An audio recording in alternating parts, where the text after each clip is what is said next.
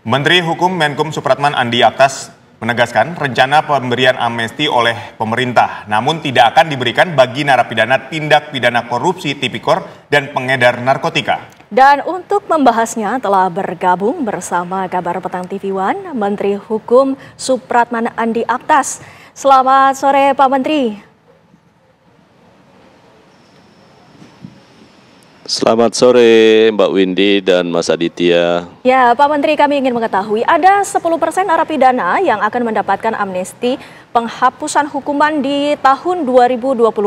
Siapa saja Pak Menteri yang masuk daftar dan tidak masuk dalam kriteria?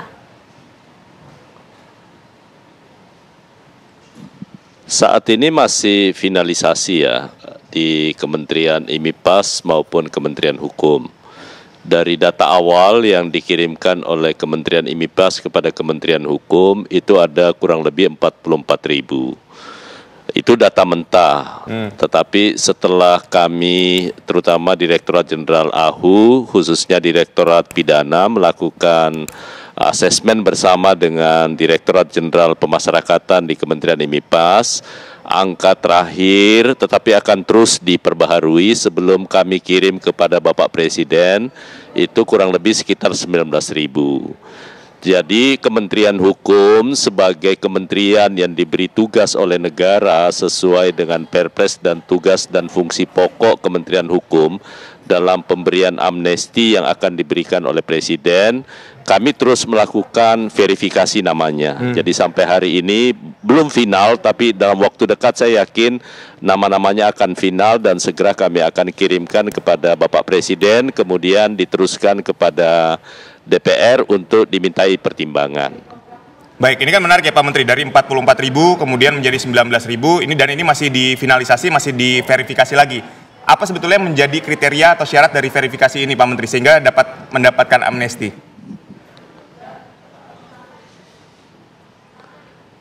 Pada saat rapat terbatas ya bersama dengan beberapa kementerian, Kementerian Hukum, kemudian juga dihadiri oleh Pak Menko, kemudian Menteri IMIPAS, Kapolri dan Jaksa Agung bersama dengan Bapak Presiden, telah ditegaskan 4 kriteria yang akan menerima amnesti. Yang pertama adalah mereka yang dipidana karena penggunaan adiktif, narkotika maupun psikotropika, tetapi dengan status sebagai pengguna. Itu dulu jumlahnya hampir 32.000 ya, hampir 32.000. Tetapi setelah kami asesmen bersama dengan Kementerian IMIPAS, ini jumlahnya semakin berkurang. Karena memang komitmen kita adalah mereka yang akan diberi amnesti adalah mereka yang dengan status pengguna, bukan pengedar. Karena itu bagi mereka yang statusnya pengedar sama sekali tidak akan mungkin diberi amnesti oleh Presiden.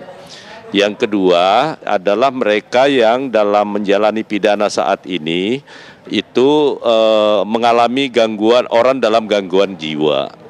Jadi secara umum sebenarnya ini bisa kita maklumi kalau kemudian orang dalam gangguan jiwa seharusnya memang sudah mendapatkan amnesti ya.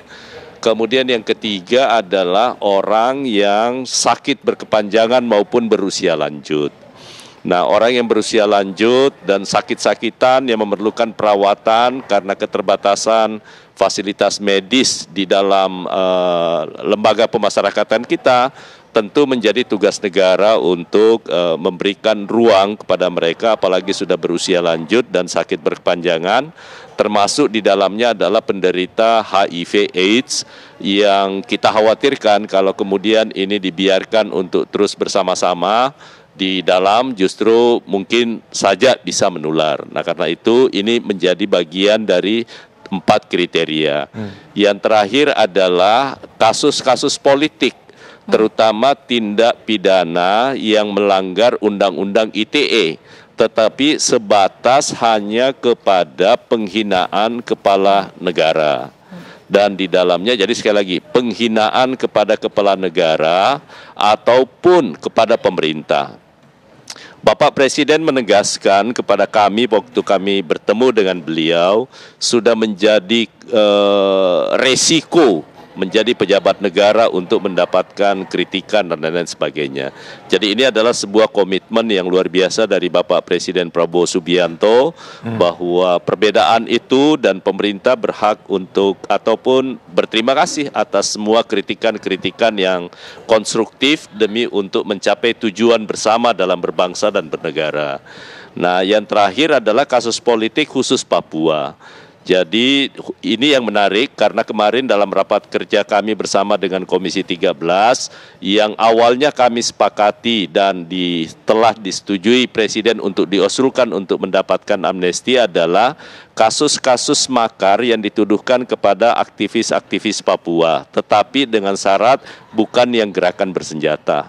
Dan karena itu keempat kriteria inilah yang menjadi panduan Kementerian Hukum untuk bisa melakukan asesmen bersama dengan Kementerian Imigrasi dan Pemasyarakatan. Baik. Namun yang menarik bahwa khusus untuk kasus Papua, kemarin ada saran dari beberapa anggota maupun termasuk teman-teman anggota DPR RI yang berasal dari Dapil Papua mengusulkan agar ada 7 orang mantan anggota KKB yang saat ini sedang menjalani proses pidana, kalau tidak salah di Makassar, berjumlah 7 orang yang sudah menyatakan diri akan setia kepada Republik, kemudian diusulkan juga untuk kemudian bisa mendapatkan amnesti.